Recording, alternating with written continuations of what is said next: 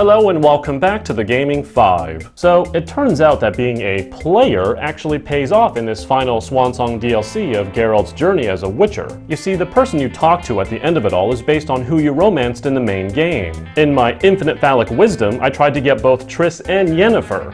And I'm so glad I did. While The Witcher 3 might be considered yesterday's news, I gave the game an absolutely glowing review and naturally decided to give its DLC a chance. This, in turn, resulted in another glowing review of the Hearts of Stone DLC expansion.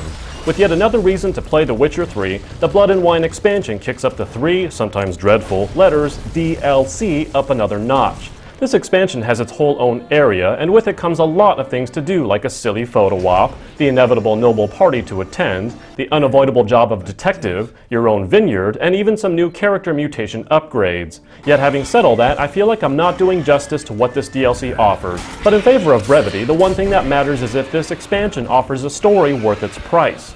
The answer is a resounding yes. Not only is the story ripe with fleshed out and often witty dialogue, but its ending sequence is something I don't wish to spoil and instead tease you and tell you that it's out of fairy tales. Yes, plural, and yes, literally. This expansion summarily offers basically everything the main game offers with a hint more flair for the exceptional, and I am thoroughly impressed at its offering that does, indeed, rival some full games. Finally, tying into my mention of being infinitely phallic wise, this DLC does what Hearts of Stone didn't, have a tie-in to the main game. Sure, it's just somewhat of a cameo at the end, but to know that it ties into the decisions I made in the main game created the very connection that was missing in the last expansion. More on that later.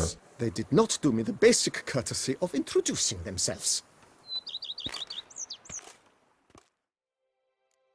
I didn't notice any major changes since my last time in the last expansion, except for some UI changes. There could be more, but if nothing stands out as a major overhaul, it's more than likely the focus on relieving the cumbersome nature of an RPG's inventory system. At the same time, I did notice the game ran rather more smoothly overall, completely maxed out, and yet a game over a year old has no excuse to have even minor unsightly glitches or bugs. While small and having zero impact on the experience, a year is plenty of time to resolve and squash just about every issue the game has, so I find having any at this stage somewhat unacceptable.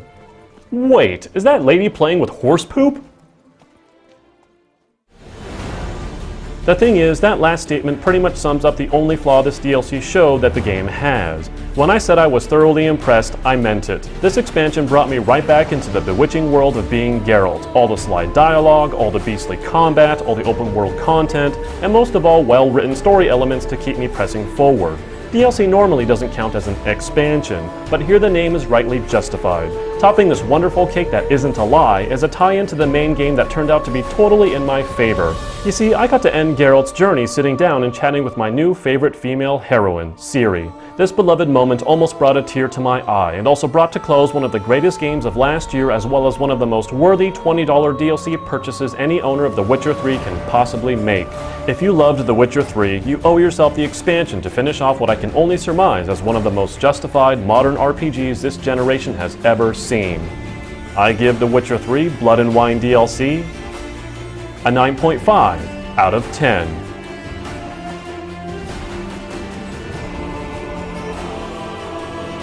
That's it for today. See you next time on the Gaming 5.